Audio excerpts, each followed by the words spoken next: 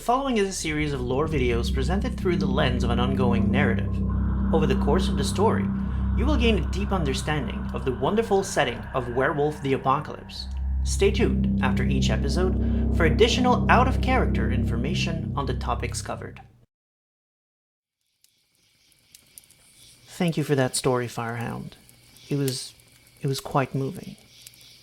For my part, I thought about it long and hard last night, and I couldn't really decide on which parts to skip, so I decided to start at the very beginning. And get ready, because I will skip nothing. Settle in. This could be a while. They don't call me Longstride for nothing. For those who might be new here, my full name is Horace Longstrider. I hail from the Silent Strider tribe, and I'm the Galliard of the Northern Expanse pack. Don't worry if some of those words mean nothing to you yet. We'll get there. Over there are my packmates. That is the previous speaker, Firehound, who is a Ragabash hailing from a tribe up north, which I will refer to only as Little Brother. You may be used to folks using the W word, and I am not going to do that. It's very upsetting to their kinfolk. And over there, that's our pack leader, Gloria. She hails from the Silverfang tribe, and she is an Around. Now, some of you know the story I'm about to tell. Some of you lived it, in fact. In many ways, this is a story of each and every one of us as we discover who we are, what we are. To those of us who are new, and maybe still a little confused about this whole being a freaking werewolf thing, welcome. As I said, don't worry. I'm going to explain everything as I go. And I do mean everything. So, why not start with the whole dang world itself? This world that we live in. This world is far darker than you know. Definitely more than you thought you knew before you learned werewolves existed. Back then, you knew about corrupt politicians. You knew to avoid dark alleys and which gangs not to mess with. But it's darker still than you know even now. You may have heard of vampires, which we affectionately call leeches before crushing them between our jaws. Some of you may even know about the mages, which we sometimes need to kick the hell out of our most sacred places with extreme prejudice. But the true horror of this, shall we say, this world of darkness that we live in, it is far worse than any of that. It lies in the personal, in the never-ending fight against corruption of the self, this rage that clouds our judgment and far too often justifies rash actions.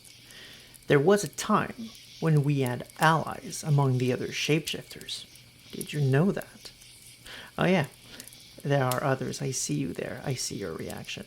Absolutely. Rats, ravens, bears, even, according to legends, and I shit you not, actual were-dragons. But what did we do? We turned on them. Our allies, even though they were chosen by Gaia just as we are. Even now, I can see the barely concealed anger on some faces who still believe those actions were justified.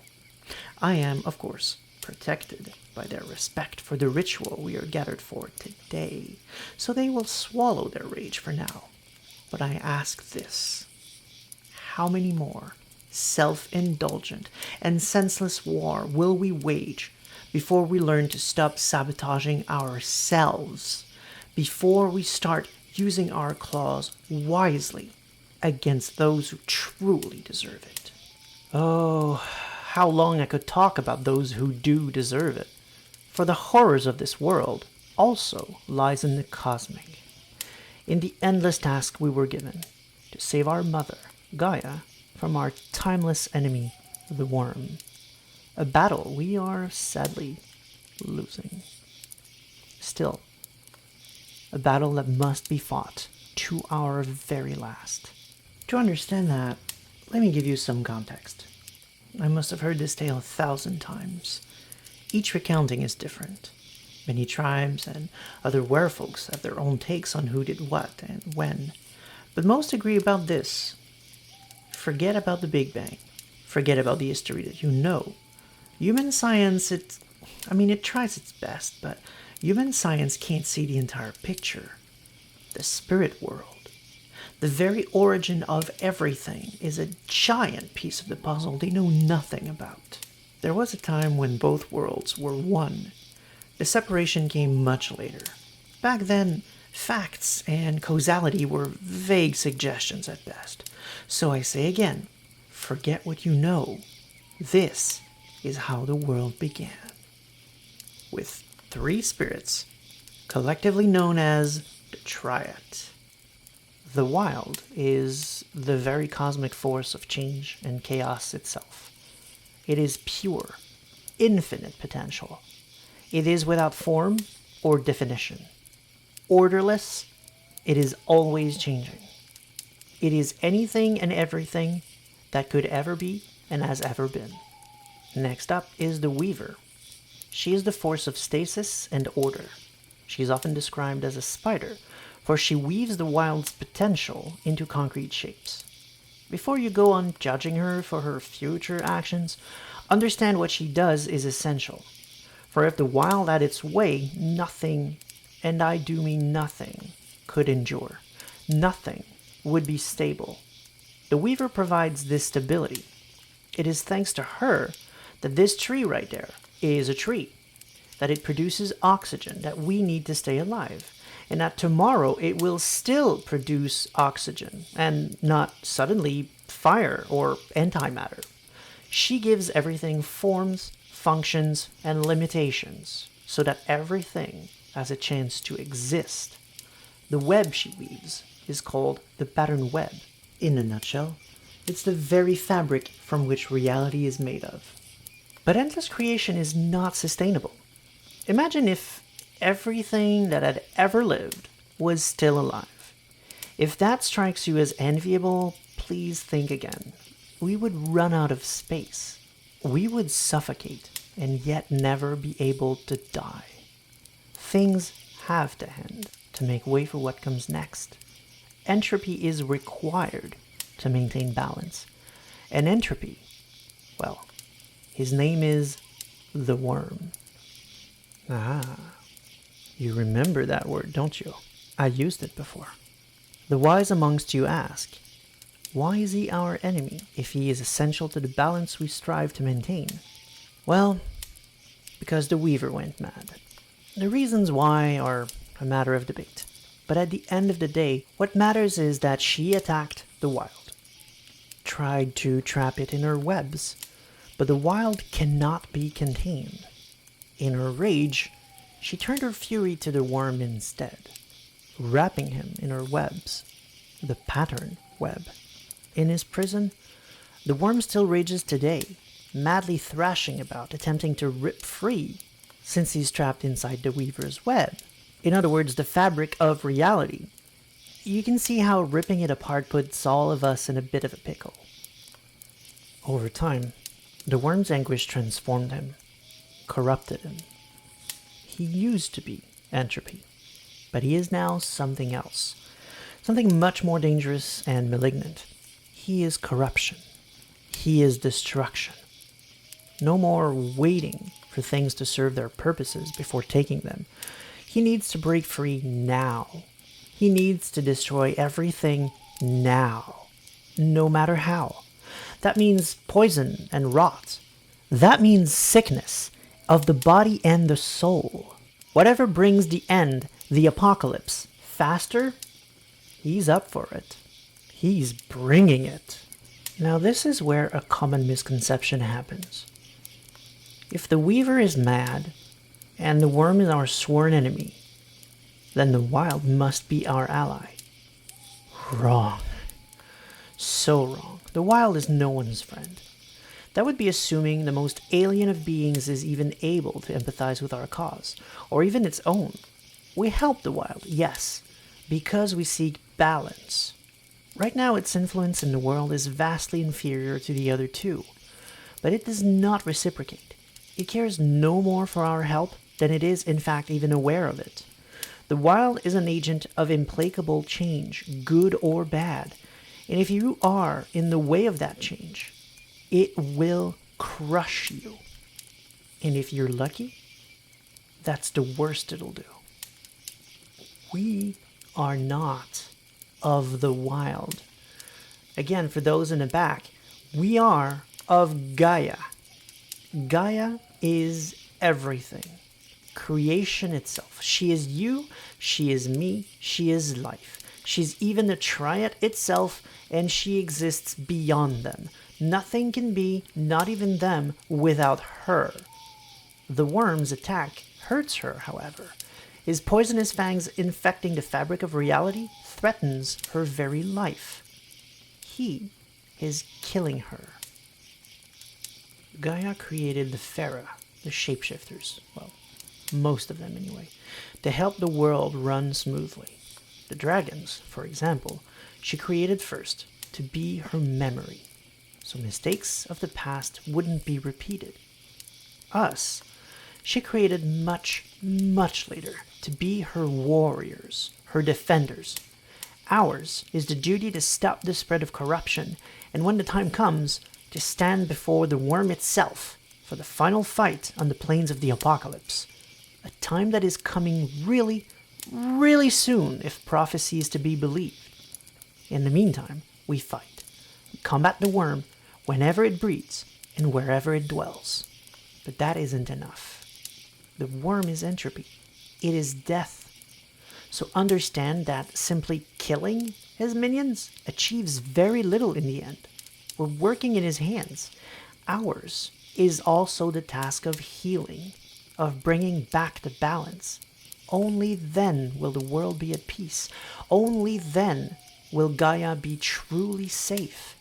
But the rage boiling in our blood means that far too often we forget that last part. We succumb to hubris, to anger, and we act out. As the next generation of Garou, and possibly the last, it is your duty to remember this.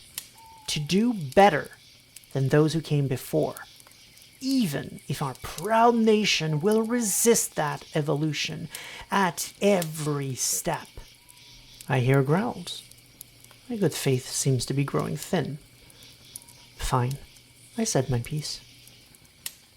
Gaia, like she had done before with other shifters, turned to another spirit of great strength and wisdom to guide us. She asked her sister Luna, who gifted us our rage and our ability to shift, like her, so we can pass freely among man and beast. It is through them, our families, our loved ones, that we find solace and ensure more warriors are on the way. Forget biting folks, that's hogwash. We reproduce just like anything else. For Gaia, in her infinite wisdom, wanted us to bond with them, so we would have something to fight for. When those with our blood are born, Gaia decides whether or not she wants them as her champion. As a Garou, Luna, likewise, looks down upon them from the heavens. She smiles upon us as she learns of our hearts and determines our fates. Trickster, mystic, leader, teacher, or warrior, whichever face she shows as she comes into this world, that is who we are. That is the role we take within Garou society. It's what we call our auspice. But our hero, Jane, she was just a teenager. She knew nothing of any of this. She never cared what phase of the moon was in the sky when her mother gave birth to her. She had no idea the importance a silly little thing like that could ever have on her entire life. She had no clue that her father was a hero in his own way, or of how many battles he'd won against eldritch horrors. No, she only knew him as that damn coward who abandoned them. She could not understand how someone could do something like this. She thought the anger was why she acted up. For you see, Jane was a difficult child. We usually are. But if it hadn't been anger at her father, it would have been anger at anything else. The rage inside of her demanded satisfaction. She was, after all, a werewolf. and we are not easy to raise. A true pity, then, that there are so damn few of us, and so damn many monstrous creatures to slay. Because a terrible, terrible truth is, we are a dying race. We need more warriors, but we don't have time to raise them. A lot of us just sleeps around, get laid where we can, maybe stay for a few months, and then we leave, coming back much later, only if the child is one of the chosen. But our lives are momentous, violent, unpredictable. More often than not, the Garou parent doesn't make it long enough to find out, and the child is just forgotten. What we call a lost cub, like Jane. It's a tragedy, but it is the way of things for now. At night, when Jane was a child, she would be afraid of the things under her bed, like any child might. In her case, though, she was not wrong. Her imagination was not playing any tricks. She was born under the crescent moon that made her a mystic. Confused spirits would sometimes try to teach her, to reach her, to discuss one emergency or another, but they lacked the means to properly convey their messages to a child, for all intents and purposes a human child. And Jane did not know how to reach them either. And so, she was both drawn and terrified of these things she could never quite see, never quite hear, but filled her dreams with vivid, chaotic imagery. Eventually, she just started ignoring them as best she could. Eventually, the messages took a new shape. Odd patterns in the snow, in the cracks on the pavement, indistinct faces in the rearview mirror. She ignored those too. As a teenager, she began thinking maybe she was cursed. No one liked her. She was weird, misunderstood, different. Rings a bell? Well, yeah. Most lost cubs go through that. Because we are different. Regular folks, they sense the rage. They fear it. That makes people not want to be near us. Now, of course, not all of us have an upbringing like that. I see a young lordling among you, well aware of what he is, already up to speed on such matters, patiently waiting for me to move on to things he doesn't already know. Some of us, like him, are lucky enough to be raised among the Garou. After all, we surround ourselves with kinfolk. That means those of us who bear the blood of werewolves, but for reasons only Gaia knows, we're not chosen to be one. It is not uncommon for Garou to have a kinfolk for a spouse, raising families that are aware of our existence, even fighting side by side with us in their own ways. In fact, the stronger the blood, the more likely a child will be chosen. So we keep our kin close and safe. Cubs lucky to be born to such a family have an easier time when it comes to change. They already know the basics. Were probably raised with the knowledge that one day they would join our ranks. Sure. That may give them an advantage early on. Fine. But don't look at lost cubs from too up high. After all, aren't we here to honor one such?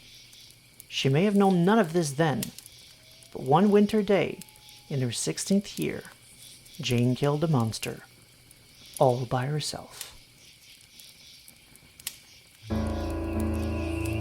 This has been A Rite to Remember, Season 1, Episode 1. A series of lore videos for Werewolf the Apocalypse, as it was prior to the upcoming 5th edition, presented through an ongoing narrative for an immersive perspective. The world of darkness is our world. Buildings loom larger, decorated more elaborately. Much more importantly, it's a far more dangerous place. Not just because of the monsters, but also because of the desperation. Corporations are greedier, the rich even more rich.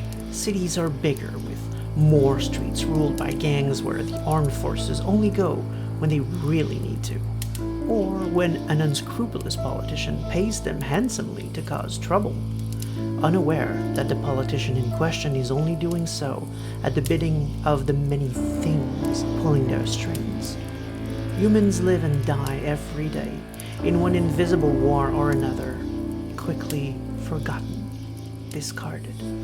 Only the Garou, hopelessly flawed as they are fighting back, against the corrupting influence of the wyrm, to make the world a better place, one battle at a time.